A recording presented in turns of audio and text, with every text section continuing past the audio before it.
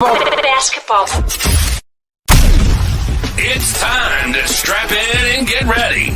The Insight NBA team is in the arena, bringing you the ultimate play-by-play on who's hot and who's not to help you win your leagues and dominate your mates.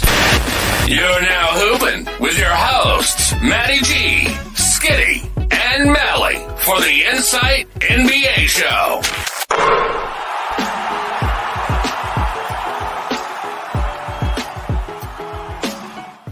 G'day everyone and welcome to the, I guess you could call this the Supreme Pizza Edition, day 2 of NBA free agency. We just like to add more toppings to each of the episodes that we're doing tonight. From FBI Basketball, joining Skiddy, myself, and our boy Malley is Adam King. How you doing, Kingy? Be in a second.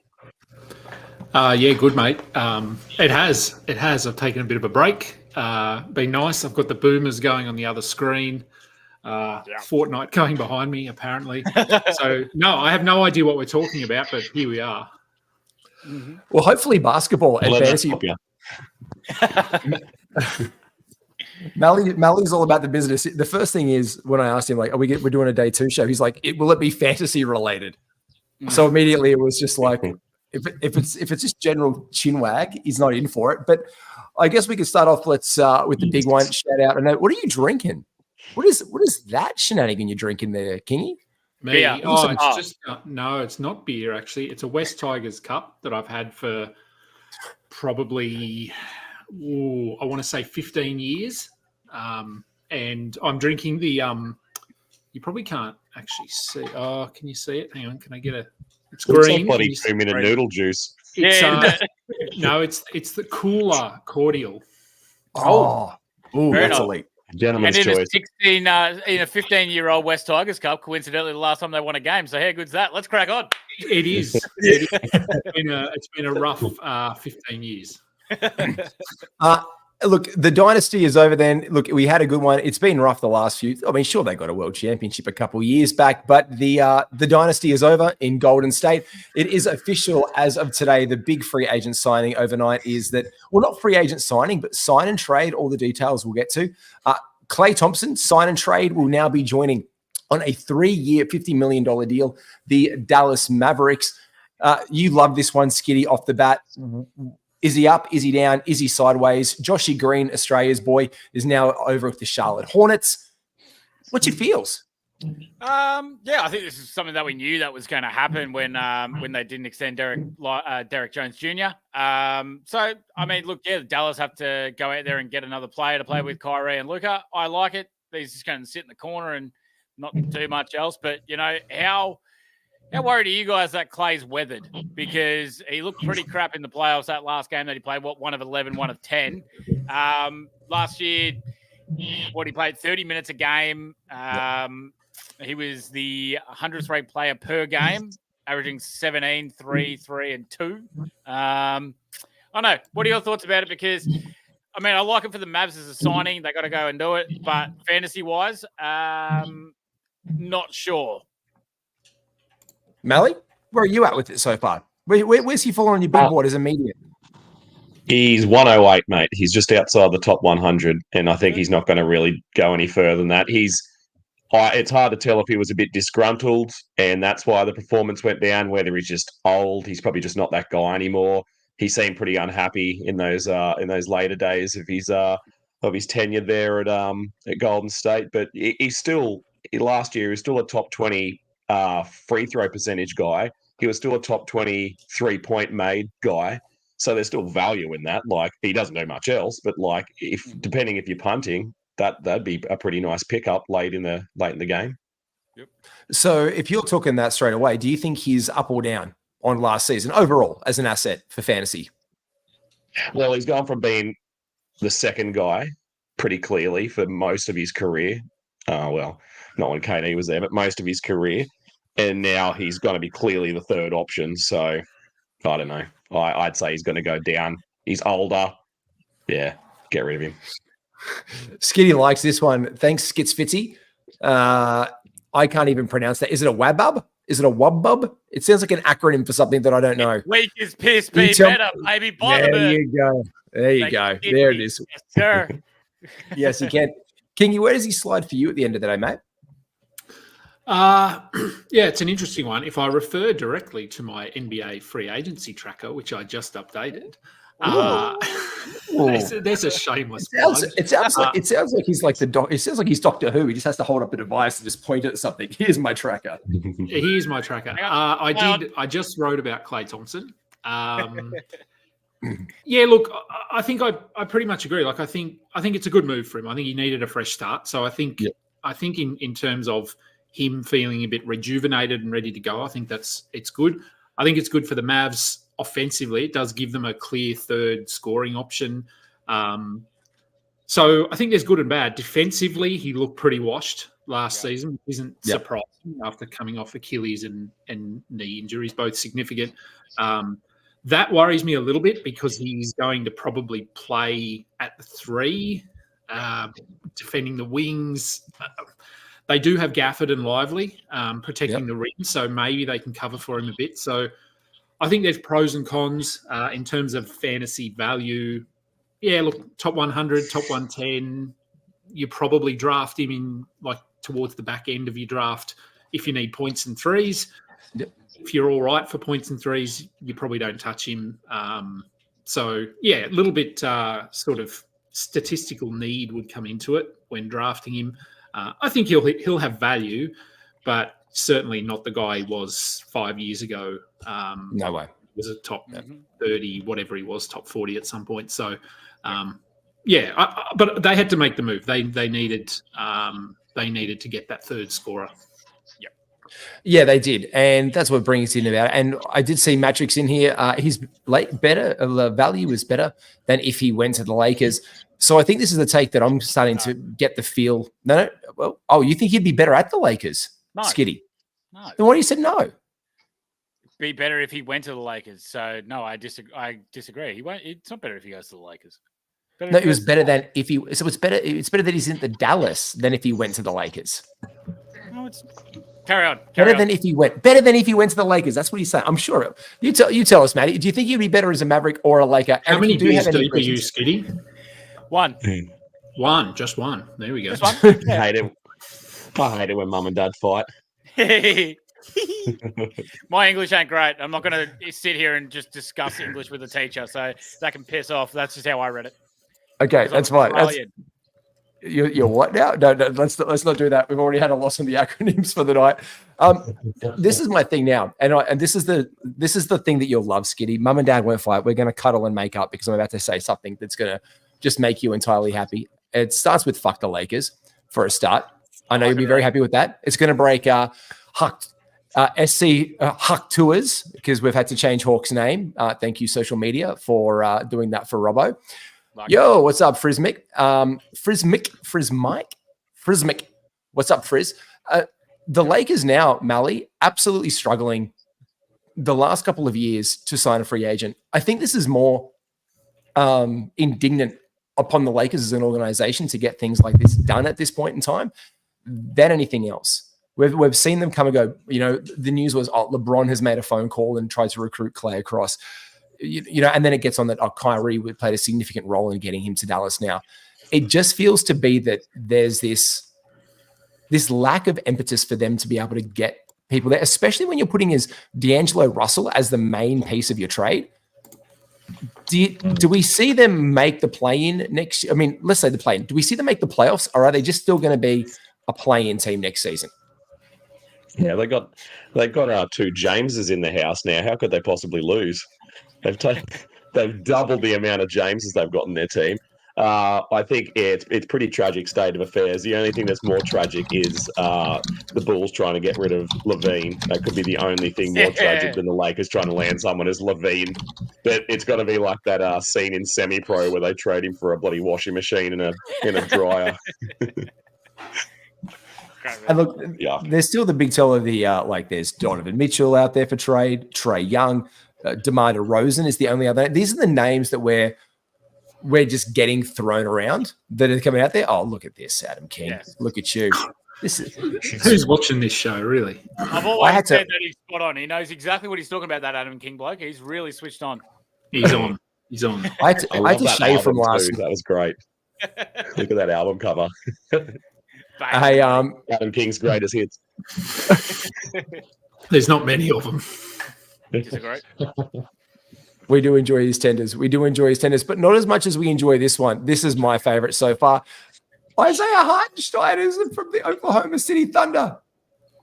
Oh my God, it makes the heart sing. Obviously, a massive year last year for Isaiah Hartenstein. He rose to the occasion in the New York Knicks. Obviously, he finished the season all in all as the 88th player when Mitch Robinson went down. Got the call up, Kingy. I know you jumped on the train in your team that had about 24 centers, even though there are only 12 spots for the roster. You had every center in the league. I'm sure you've gone through your Isaiah Hartenstein era. They're the Western Conference they're my favorite team in the Western Conference now by far. Yeah. Look, I think they've improved. A few other teams have, few other teams haven't. But no, I like it. I'm not 100% sure what they've got in mind here in terms of the starting unit, whether it might change depending on matchup. The question, I guess, is does Hartenstein start alongside Chet? They play Chet at the 4.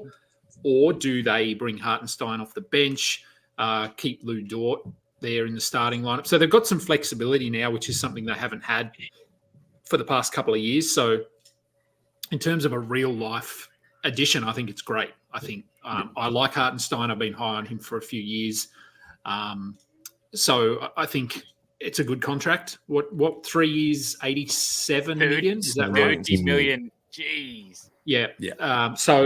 Yeah, look, he deserves it. He was really good for the Knicks. So I like it in terms of fantasy value. Going back to my fantasy. My free agent tracker.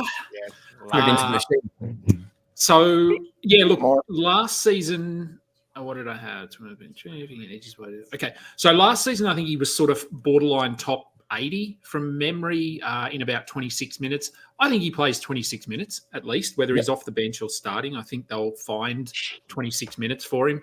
So I think he's probably a top 100 floor guy. So you probably draft him sort of in that 9th or 10th round. If he gets 30 minutes, he could be top 70, top 65. So no, I like it. I think he's a pretty safe draftable player. Probably not the upside of like your top 30s, but no, I like it. I like it for them, and I like it for him. How's Hartenstein? Just safe. Malley, where are you moving him up to? How's Hartenstein? Where about you going to move him on your board, Malley, so far? I know you have your thoughts. I know you have your brain thinks, Malley. It was just pending in the ether, mate. He didn't really have a spot until I was waiting for the news to come out today. I've got him at the moment See, this is because I could see last year, depending on where you look, he was 74th, 88th, 136. Like, the sites have him all over the place. I've got him probably around the start of the 90s.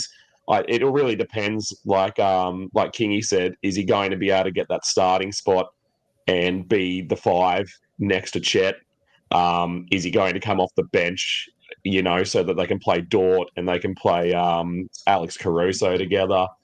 I'm just still laughing at the fact that he calls himself Bright Skin, because that's still one of the quotes of last year, I reckon. Bright Skin, that's a cracker. But he's 26 going into this season, so he's kind of in the prime of his NBA life. So he's, I know that you were saying from about mid-season, Matty G, last year, that how much they needed somebody to come into Oklahoma and help out. Yeah. So you've got your wish. So I'm sure you're happy. But from a fantasy standpoint, maybe a little bit lower than he was last year. I know you've got your I know you've got your app open there somewhere. I know that you have about 87 different betting apps. I know you have a folder of betting apps, Skiddy. If you could bring up the Oklahoma City odds for me right now for Win the West, as far as I'm concerned. They were a few rebounds. They were a few rebounds away. One open 3 in the corner, went down. But the one thing they lacked was size. They just got absolutely pummeled on the rebounds. And this is a team that had Josh Giddey, that was the team's leading rebounder previously, the season before. Not so much. Last year, minimalized role. Chet wasn't able to bang bodies in there and get those rebounds. You throw Isaiah Hartenstein out there, and this is where I think we could really cook with some value. he finished in the last 30 days of last season, according to Hashtag Basketball, as the 34th ranked player. His field goal percentage was 733. He shoots 659, just over 700% from the free throw line. 11.4 points a game, 8.4 rebounds. He's a decent distributor as well, and we probably don't give him credit for that enough as well. In an OKC system, I love it for him. 3.8, 1.7 steals per game, and 1.5 blocks. He was averaging more steals than blocks per game in the last 30 days of the season in that role for the Knicks. I love what he can bring. I'm starting to think that I might bump him into my big board anywhere between 50 and 65 at this point in time. I'm not sure on it yet, but I think that's the value that he could represent for us long-term next season. And that was in 27 minutes a night. If this guy gets 28, 29, 30 minutes a night, I just think it just congeals that as a 50 to 60 range player 100% if you pick him up on draft day for me. We did touch on this guy earlier because we were talking about how houses and being safe as. His return to the Motor City, lads. Skiddy, Houses Harris, Tobias. Beep, yeah. Returning back now under JB Bickerstaff there in Detroit. So Harris, 2 years, 52 mil, so 26 a year. Probably a little bit overs, but that's all right. That's what Detroit need to do, in all honesty. He was the 48th player per game last year, which sounds ridiculous, and 45th in totals, which just sounds unbelievable to me. But I think the fact that he bumped his steals up to 1 when he was a career 0.4 or something like that was a big change. But look, Harris in Detroit, that's probably the best place that he could land.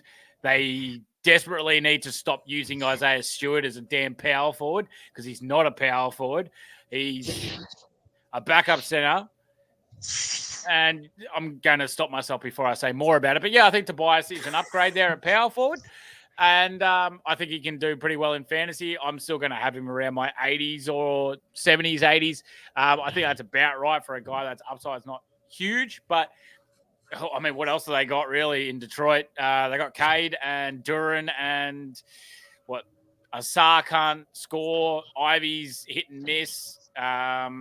It's going to be Tobias and Cade, really, that they look for majority of the scoring there. So, I'm more than happy to have a bit of a crack around there at Tobias, and I think that he's definitely going to go up from last year, maybe not steals-wise, though. Do we think Asar Thompson takes a little bit of a step back there, Kingy, next season? Or this is the young, they want to invest in their talent, their youth, and then they bring in Houses Harris? I don't think so. I mean, they've got a new coach. They're sort of, although they've got sort of stuck with the roster that they've got, they are sort of pointed in a different direction, I hope. Look, I think it's good for Tobias Harris. If probably to the casual view, you go, why the hell would you want to go to Detroit? But he's obviously been there before. I think Detroit, they need some veteran leadership because they're young. They've got some talented guys, but they've just had no direction. So I think it'll be good. They drafted Ron Holland as well. So another young piece who's very unproven. So, but as Skiddy said, I think the best thing to come out of this is that Isaiah Stewart will no longer be a power forward. He should just be purely backup center, which is good. I think he's better at the center spot. So, no, I like it for Detroit. He's obviously not a key piece for them long term, but I think he can accelerate the development of guys like Cade and Ivy if he sticks around, but Holland, Asar there. So, I like it. Fantasy-wise, he is one of those guys that will probably fall to the 80s or the 90s. But as we saw this season, he'll just somehow trudge his way to top 60 value. So he'll be a pretty safe pick there in the 7th or 8th round. Safe as fucking Houses Harris every day of the week. Malley, I know that you love your French boys, and this is the changing doors. We spoke about the depth last night of the Philadelphia 76ers. Let's just say it's taken a couple of hits. Let's focus on a couple of guys now who have left as well. I know that you love your French boys, Malley. Nick Batum is bound back for the Los Angeles Clippers. He was your 175th ranked player last season. He fills the void a little bit by Paul George's departure. What are your thoughts there on Batum heading back to LA? A Swiss Army knife. He kind of gets the job done. I don't know. He's a bit like Drano. Like, I don't really want to talk about him. He's there for a purpose. But I actually also realize that even though I've watched plenty of games where he's been in, I just don't even know what he looks like. He never gets any screen time. He looks like stats this. at the end Very of the game. French. I was like, who the hell's that bloke? Yeah. So there he is out there. I don't think he moves the needle much from a fantasy point of view. He's way outside the top 100, but he's one of those guys we've seen in the past that when somebody is injured, he can move in multiple positions, and he can do lots of different things. He can move the ball. He somehow gets like sneaky steals. He can score a bit. I don't know. He's not terribly exciting to me. This is the most I'm ever going to speak about Nicholas Batum in my life. Yeah, pretty much. I agree. I don't think it's anywhere there, but I am. This is my state of being right now. About it, I am ready to get hurt again. Yes, indeed. Another guy who is departing from the brotherly, the town of brotherly love is DeAnthony Melton. Skiddy dropped him last year because he got injured, and I thought, perfect, I swooped in. We were within seconds last year, Skiddy, of taking him. You and I looking for, and then he tortured me all season long because he got injured, and I held on for way, much to my chagrin. I think he's. I say to that, weak as piss, be better, Matty G. But that's all right, mate. That happens with injuries from time to time. But look, in Golden State, I like that. I like that spot for him. He can obviously play next to Curry. That's fine, unless they go with Brandon Pajemski, or Moses Moody. But I think I'd probably see the defense that he can apply there coming in pretty nicely as a point of attack defender. I would definitely having a crack on Melton, especially if I hear that he's got the starting spot, because we know that Melton can do pretty much everything. I will more than happily have a crack with that. But G, just quickly as well, before I get away from it, you didn't ask me about Nicholas Batum, but about Batum. I didn't. Je n'y ai rien en fonte, which is French for I could not give a fuck. So, that's a good. Beautiful language. Thank you. I slaughtered that. Let's have a listen to what it should sound like. Hang on. Je n'en ai rien à foutre. That's what I think about Nicholas Batum. Thank you. And I love that you're paint me like one of your French girls. Kingy, I'm all about the place with Anthony Melton last year. He fell obviously out with his injuries well outside top 200. Back to relevance. The thing with me is that I know from what we've heard as well, they really want to start Pajemski. Pods is going to get the starting role next year. That's one of the reasons why Klay was leaving. He was unprepared to come off the bench. DeAnthony Melton as a 6-man of the year candidate in a sneaky role like that, a nice later round target, I think. Yeah, I think so. You didn't ask me about Batum. Thanks for that, because I don't want to talk about him. Neither do I. I didn't think we needed to talk about Batum that much. I got that one. But I keep bringing him up though. Melton. Yeah, look, I do think AirPods is going to start. I think Trace Jackson-Davis will probably start as well. They'll go away from Kevon Looney. But yeah, look, Melton, I think off the bench, 26 minutes, he'll be top 90, top 80, because he gets his steals, he gets some boards, he hits threes. I think for me, a little bit of an injury concern. I wonder why they only signed him for 1 year, and I am curious whether that's to do with the back injury. They tend to linger, so whether they're just taking a bit of a chance here to see if he can prove his health, his fitness. But yeah, look, certainly draftable because he will play 6-man, and I think he'll be a little bit like, it's a role he's played before, but if we think back to Bruce Brown when he was at Denver, and someone else, I can't think. So anyway, he'll play that role. I'm good at this game with Malley. Just give us some random hints and we'll try and guess the player. Well, the hint, and there's a few guys that do this, but the hint is that basically when anyone misses time, like Al Horford sort of does it a bit. Like if anyone is ruled out, Melton will start. They'll just shuffle players around and slide Melton into the starting lineup. So if Curry misses time, Melton moves in. If Pods misses time, Melton moves in. If Draymond Green's out, they shuffle everyone up, Melton slides in. So he'll be one of those guys, I think, that will just he'll play anytime anyone is injured, he could see 30 minutes. So even if you draft him with a floor of 25 minutes, he'll probably end up averaging closer to 28 because of injuries to other players, assuming he can stay healthy. Now, Malley, because you did get the Nicholas Batum bus, and Who am I talking about now? Well, I'm going to give you a choice. Do you want to talk about two of the Clippers' new acquisitions, or do you want to talk about the giant Jason Tatum payday? I thought you were going to give me Mo Bamba or something like that. That is Well, funny you mentioned that. Jesus. Yeah, let me clean up the scraps. Do you want Bamba or do you want Tatum? You can choose your own PowerPoint slide, buddy. I don't mind at all. Give me Bamba. All right, Mo Bamba and Chris Dunn have signed themselves onto the Los Angeles Clippers. Hey, it's an easy one for you, Malley. Who gives a fuck? Let's carry on. Yeah. Carry on. Yes. Next. Swipe. Yeah. So, yeah, I don't know. It gives him a bit more depth, I guess. Again, fantasy relevance. No, we've waited for Mamba. What's his name? Mamba number 5. Mamba. Whatever his name is. We gave him chances. We thought he could be something good. He flashed a little bit when he was in. No. Yeah, maybe we didn't. No. But, yeah, I don't know. Who else you got for me? Who else is really moving the needle?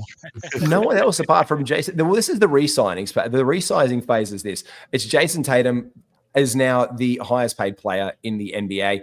An absolutely massive contract for him, which is great. We always knew he was going to sign back there after JB, but they're selling off the Celtics bit by bit. And other re-signings is they've nailed up Derek White, Gary Harris, Goga Badadze, and obviously a hot signing, Garrett Temple in Toronto, is pretty much the only major signings otherwise from today. You want to talk about? I thought he was bound for it. Surely someone picks up Garrett Temple. Yeah, there you go. Yeah, Malley, I'll throw a couple at you, mate. Do you give us stuff about Jalen Smith going to Chicago? No. Cool. Do you care any at all about Drew Eubanks going to Utah? Delon Wright going to the Milwaukee Bucks? A little bit, yeah. That's that was the next one. They're trying to plug the hole left by Drew still, I feel, and so they're trying to get someone in. He's obviously the Walmart version of Drew. He can defend, better and version of Pat Beverly. So that's true. He is, and he's a great streamer. We're a fantasy show, so we better talk about his fantasy skill set. He's a great streamer when you need someone who can get a couple of steals. He doesn't do really much else besides that. But if it's coming down to the wire and you need someone who's going to get some steals and he can get some starts when I don't know what has to happen. He has to get Dame to be injured, which happens. Yeah.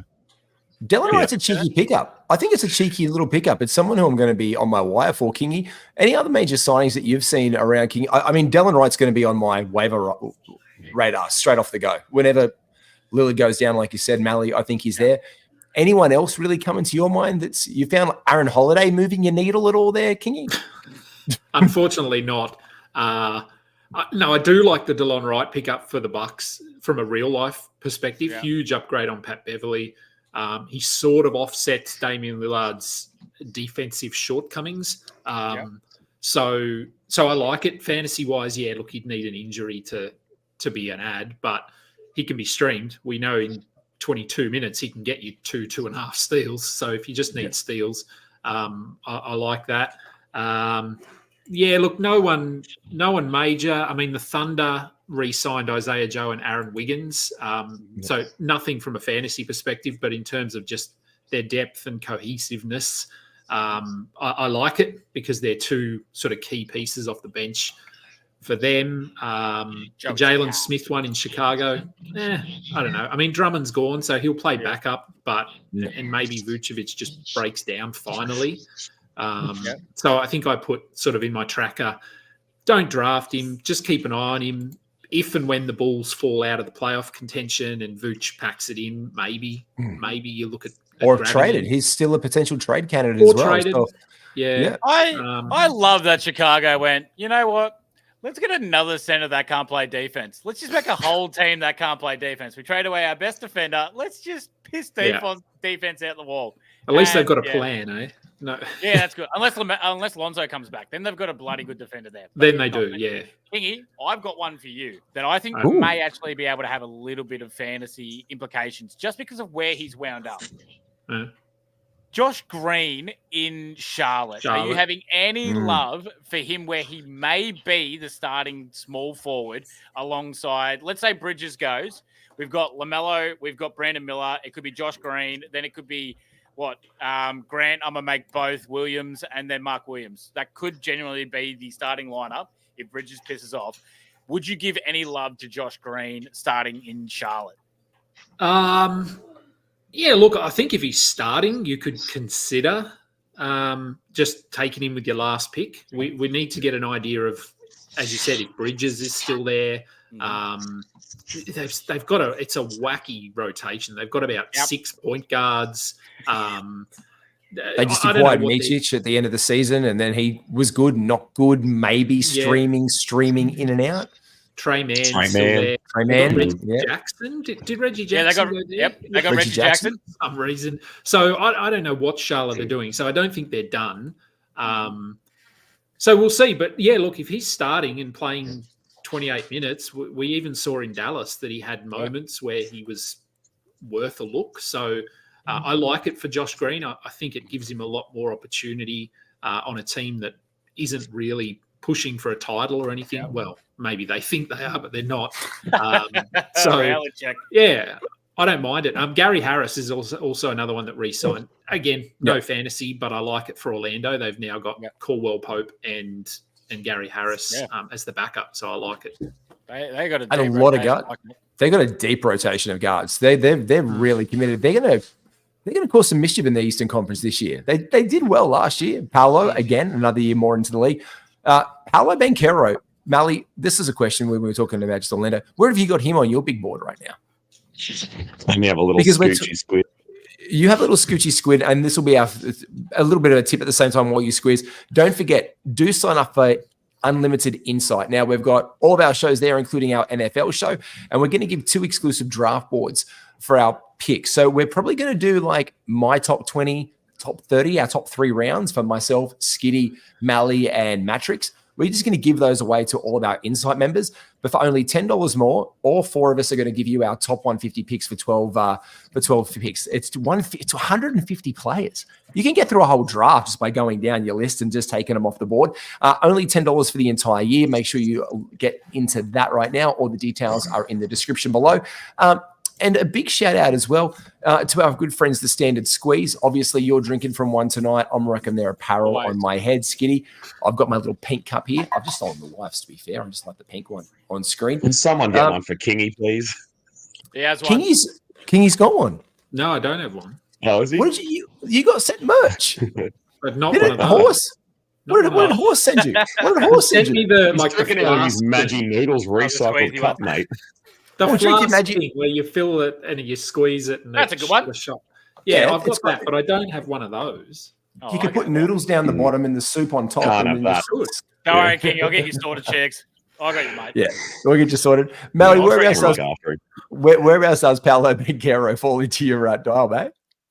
I had him 41st at the moment, and he's one of those guys too that if you look at the traditional rankings, he's out there with his mate Giannis Antetokounmpo out in the netherworlds, like at 150,000 or something like that, because he's got some deficiencies that they don't like. So I obviously am ignoring those, and I'm putting him around. I've got him just after DeJounte and just before what happened? And just before Jalen Johnson. So he's right there. Did Josh Giddey hit a 3? No, Joe Inkles broke some Chinese bloke's ankles, but he missed the shot.